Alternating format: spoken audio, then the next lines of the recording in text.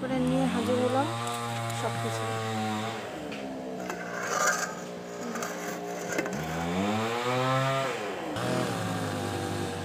এই যে বন্ধুরা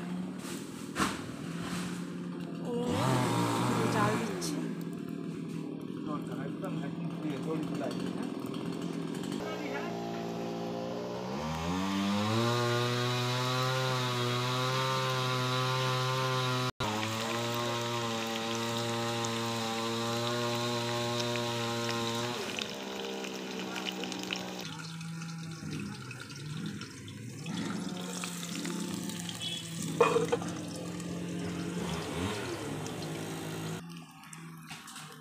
মাংসগুলোকে লাল লাল করে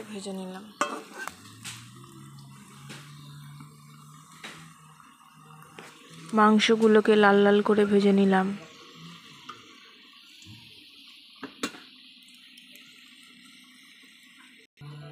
আলুগুলোকে লাল লাল করে ভেজে নিলাম।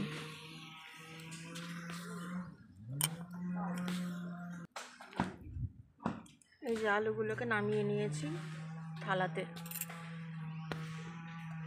এইবার দিয়ে দেবো তেলের উপরে তেজপাতা, গোটা জিরে।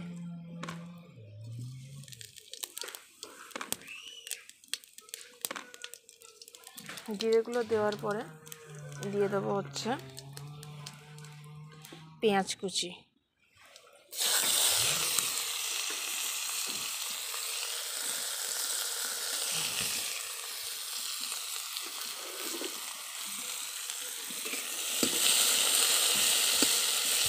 এবার এই পেঁয়াজ কুচিটার উপরে দেবো হচ্ছে গিয়ে সামান্য একটুখানি এই যে নুন।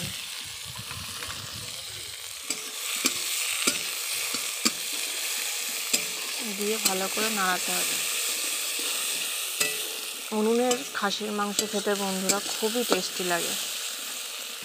তারপরে তো আজকে আমি মুরগির মাংসটা নিয়ে এসেছি ছাল সমেত। ছাল সমেত মাংস খেতে আরও বেশি টেস্টি লাগে, যার জন্য একটু অল্প করে তেল দিয়েছি। দেখুন এটা ভাজা হতে থাকুক। এখন এটা দিচ্ছি কাশ্মীরি গুঁড়ো লঙ্কার পাউডার।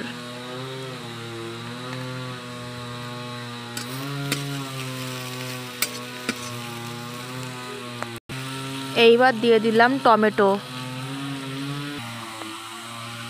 এইবার দিয়ে দিলাম মাংসগুলো।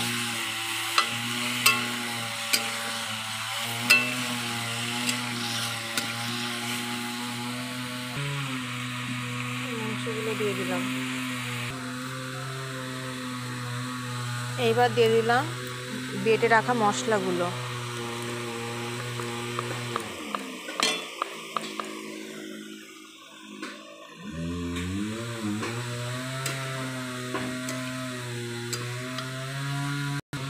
এইবার মাংসের উপরে দিয়ে দেবো ধীরে ধীরে সব মশলাগুলো, হলুদ গুঁড়ো, লঙ্কা গুঁড়ো, স্বাদ মতো নুন আর একটু মিট মশলা। সব মশলাগুলো দিয়ে এবার ভালো করে কষিয়ে নেব। ভালো করে কষিয়ে নিতে হবে।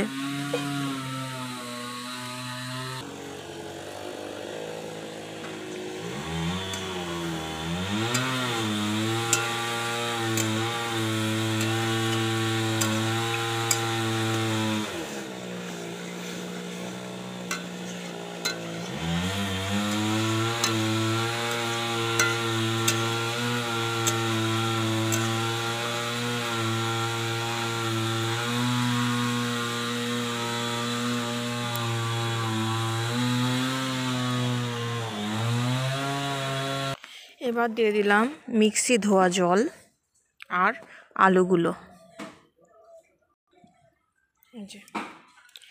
আলুগুলো দিয়ে ভালো করে নাড়িয়ে ঢেকে দেব।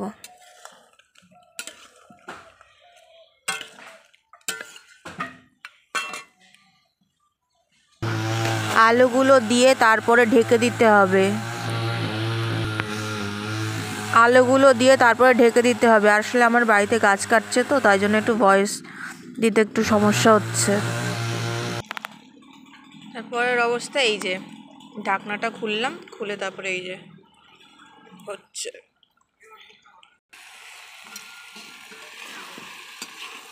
কষা কষা হয়ে গেছে। এবার জল দিয়ে ঢেকে দেবো।